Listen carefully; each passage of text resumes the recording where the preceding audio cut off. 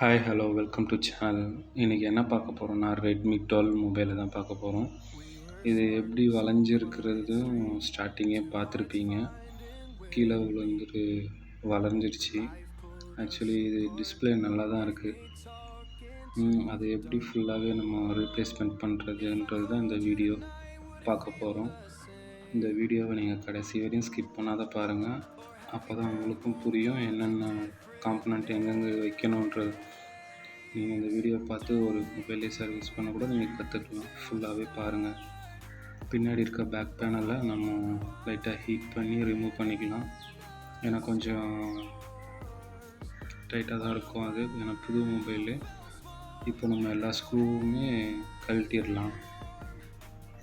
முடிஞ்சளவு ஒரு மேக்னெட் வச்சுக்கிங்க கையில். ஏன்னா ஸ்க்ரூ எதுவும் மிஸ் ஆகாத இருக்கும். எல்லா ஸ்க்ரூவுமே கழட்டிக்கிங்க. மொபைல் எவ்வளோ வளைஞ்சிருக்குன்ட்டு பாருங்கள். ஃபிங்கர் பிரிண்ட் இருக்கும், பார்த்து கழட்டணும். நீங்கள் பேட்டரியும் பார்த்து எடுங்க. பேட்டரி எடுக்க கொஞ்சம் கஷ்டமாக தான் இருக்கும். ஏன்னா புது மொபைல் தான். கொஞ்சம் ஹீட் பண்ணி கூட ப்ளோயரில் ஹீட் பண்ணி கூட லைட்டாக ஃப்ரண்ட்டில் ஹீட் பண்ணுங்கள், எடுத்துருங்க. டிஸ்பிளேவை கழட்டி எடுத்துடலாம். இப்போது டிஸ்பிளேயில் ஒரு கவர் போட்டு பத்திரமா எடுத்து வச்சிடலாம். நம்மளுக்கு சென்டர் பேனலும் கிடச்சிருச்சு. இந்த சென்டர் பேனலில் இதுவும் சேமான ஒரு வாட்டி செக் பண்ணிக்கோங்க. நல்லாவே கரெக்டாக இருக்குது, எல்லா காம்பனண்ட்டும் உட்கார முடியும் அப்படின்னு எடுத்து அப்படியே மாற்ற ஆரம்பிச்சிட வேண்டியதுதான்.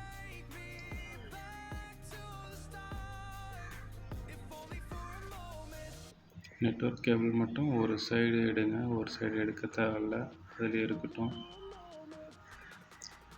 ஃபஸ்ட்டு ஹியரிங் ஸ்பீக்கரை எடுத்துடலாம். லைட்டாக ஹீட் பண்ணி எடுத்துக்கோங்க. எடுத்து அதில் அப்படியே வச்சு ஃபிட் பண்ணிக்கலாம். அதுக்கப்புறம் கேமரா லைட்டாக ப்ரொடெக்டர் கொடுத்துருக்காங்க இதில், அதையும் ஹீட் பண்ணி எடுத்துக்கலாம்.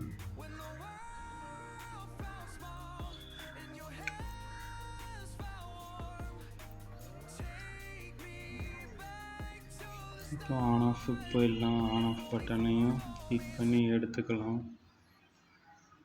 எடுத்துகிட்டு அங்கே லைட்டாக அந்த கம்பு ஒட்டுதான்னு பாருங்கள். அப்படி இல்லைன்னா லைட்டாக இன்னொரு கம்பு நம்ம வச்சு ப்ரெஸ் பண்ணிக்கலாம்.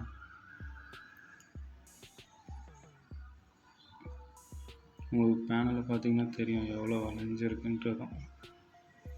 மெயின் போர்டை இப்போ உட்கார வச்சிடலாம். சைடில் லாக் இருக்கும், அதையும் பார்த்து வைங்க மெயின் போர்டில் வைக்கும்போது.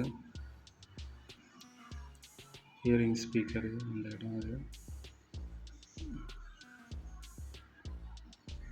எல்லாமே கரெக்டாக வச்சுருங்க. வைப்ரேட்டரையும் கரெக்டாக வச்சுருங்க.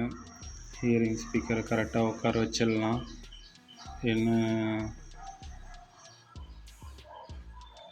ஃபுல்லாகவே செட் ஆகுற மாதிரி அதை பாருங்கள். ஃபஸ்ட்டு செட் பண்ணுங்கள்.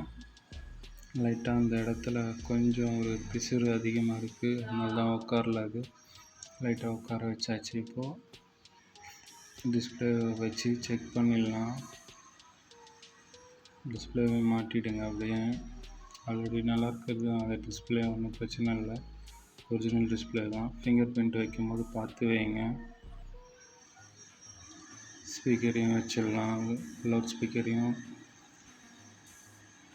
ஃபிங்கர் பிரிண்ட் வைக்கும்போது மட்டும் இந்த மாடலில் இல்லை, எல்லா மாடலுமே கொஞ்சம் சேஃபாக கழட்டும் போதும் எடுக்கணும், வைக்கும் போதும் ஆன் பண்ணி வச்சிடாதீங்க ஃபிங்கர் பிரிண்ட்டை. எல்லா ஸ்க்ரூவுமே போட்டுடலாம். மோஸ்ட்லி எல்லா ஸ்க்ரூவையும் போடுங்க. ஆன் பண்ணிடலாம். மொபைலில் ஆன் ஆயிடுச்சு. பேக் பேனலையும் ஒட்டிடலாம். இப்போது நல்லாவே ஓகே, நல்லாவே இருக்குது. டச்செல்லாம் பேக் பேனலையும் ஒட்டியாச்சு. தேங்க்யூ ஃபார் வாட்சிங் வீடியோ.